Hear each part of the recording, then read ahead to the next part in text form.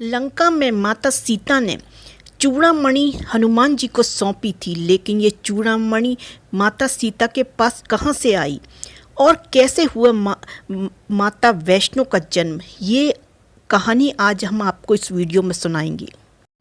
सागर मंथन से 14 रत्न निकले थे और उसी समय सागर से 2 देवियों का भी जन्म हुआ था, रत्नाकर नंदिनी और महालक्ष्मी।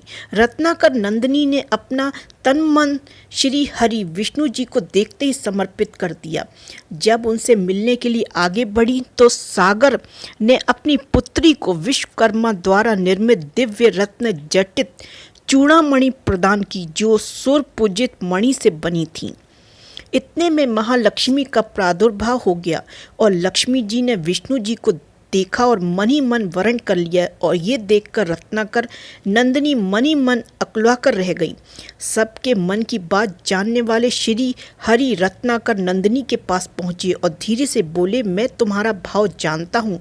पृथ्वी को भार निवृत्त करने के लिए जब जब मैं अवतार ग्रहण करूंगा, तब तब तुम मेरी संहारिणी शक्ति के रूप में धरती पे अवतार लोगी। संपूर्ण रूप से तुम्हें कलयुग में श्री कल के रूप में अंगीकार करूंगा।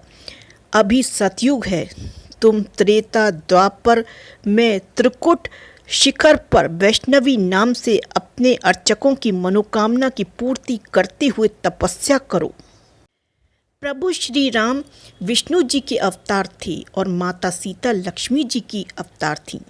तपस्या के लिए विदा होते हुए रत्नाकर नंदिनी ने अपने केश पास से चूड़ामणि निकालकर निशानी के तौर पर श्री विष्णु जी को दे दिया। वहीं पर साथ में इंद्रदेव खड़े थे। इंद्र चूड़ामणि पाने के लिए लालायित हो गए।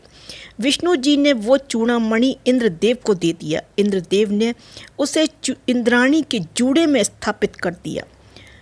शंबरासुर नाम का एक असुर हुआ करता था, जिसने स्वर्ग पर चढ़ाई कर दी। इंद्र और सारे देवता युद्ध में उससे हार के छुप गए। कुछ दिन बाद इंद्रदेव अयोध्या राजा दशरथ के पास पहुंचे। सहायता पाने के लिए इंद्र की ओर से राजा दशरथ कैकेयी के साथ शंबरासुर से युद्ध करने के लिए स्वर्ग आए और युद्ध में शंबरासुर दशरथ के हाथों मारा गया। युद्ध जीतने की खुशी में इंद्रदेव और इंद्राणी ने दशरथ और कैकेयी का भव्य स्वागत किया और उपहार भेंट किए। इंद्रदेव ने दशरथ जी को स्वर्ग गंगा मंदाकिनी के दिव्य हंसों के 4 पंख प्रदान किए।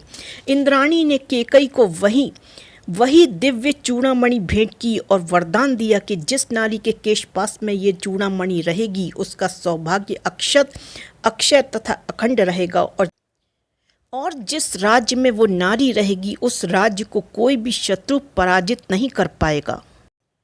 उपहार प्राप्त कर राजा दशरथ और कैकेयी अयोध्या आ गए। रानी सुमित्रा के अद्भुत प्रेम को देख कर कैकेयी ने वह चूड़ामणि सुमित्रा को भेंट कर दी, और इस चूड़ामणि की समानता विश्व भर में किसी भी आभूषण से नहीं हो सकती।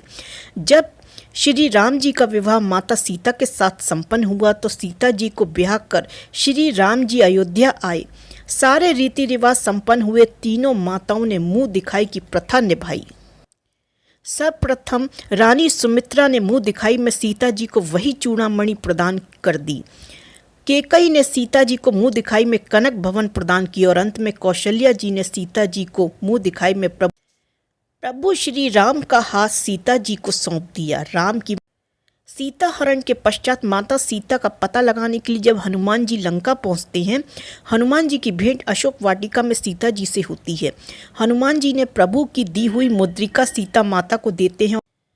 तब माता सीता जी भी वही चूड़ामणि उतार कर हनुमान जी को देती हैं, और ये सोचकर कि यदि मेरे साथ ये चूड़ामणि रहेगी तो वो रावण का विनाश होना संभव नहीं है। हनुमान जी लंका से वापस आकर वो चूड़ामणि भगवान श्री राम को देकर माता जी के वियोग का हाल बताते हैं।